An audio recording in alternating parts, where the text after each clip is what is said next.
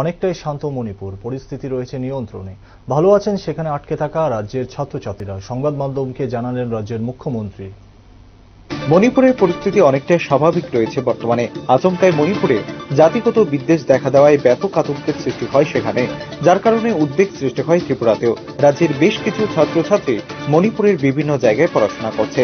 অস্থির পরিবেশের কথা শুনে রাজ্যের মুখ্যমন্ত্রী ডাক্তার মানিক সাহা বর্তমান পরিস্থিতি সম্পর্কে অবগত হতে যোগাযোগ শুরু করেন মণিপুরের সাথে। যদিও মণিপুরের মুখ্যমন্ত্রীর সাথে প্রথম দিকে কথা না হলেও পরবর্তী সময় কথা হয় রাজ্যের মুখ্যমন্ত্রীর।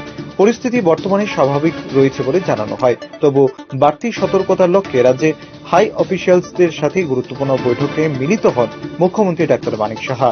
পরে সংবাদ মাধ্যমকে বিস্তারিত জানান তিনি। काल से मैं कोशिश कर रहा हूँ सीएम साहब को, मैंने मणिपुर का सीएम को मैंने फोन किया था, उठाए नहीं, शायद बिजी रहेंगे, बिजी होंगे। फिर रात में भी कोशिश किया, सवेरे भी कोशिश किया मैंने, लेकिन हमारा जो सीएस साहब है हमारा, उसके बाद डीजी साहब को मैंने बता दिया वहाँ अधिकारिक से बात करें।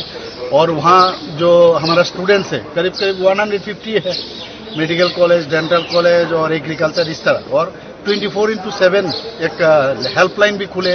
मैं खुद भी वहाँ, हमारा एक त्रिपुरा का ही एक डॉक्टर है वहाँ, तो वहाँ फैकल्टी है, उनसे मैंने बात किया और उन्होंने सब, मैंने कहा सब उनका नंबर दो, तो वो भी कलेक्ट करके उस स्टूडेंट्स यूनियन जो है हमारा त्रिपुरा का, ये इन लोगों का नाम मुझे बताया गया है।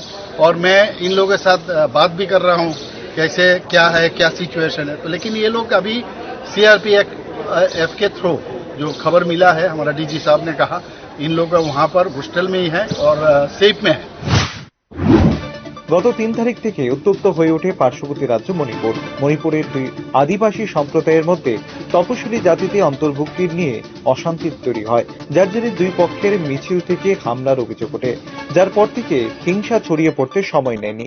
সবচেয়ে বেশি প্রভাব পড়েছিল ইম্ফলে। সেখানে দফায় দফায় সংঘর্ষ এবং একাধিক প্রার্থনা স্থলে অগ্নিসংযোগের ঘটনা ঘটে। আতঙ্কে মানুষ বাড়িঘর ছাড়তে শুরু করেছিল। পরিস্থিতি এতটাই খারাপ হয়ে গিয়েছিল, ইম্ফলে যে অশান্তি ছড়াতে দেখলে দেখা মাত্র গুলির নির্দেশ জারি করা হয়েছিল।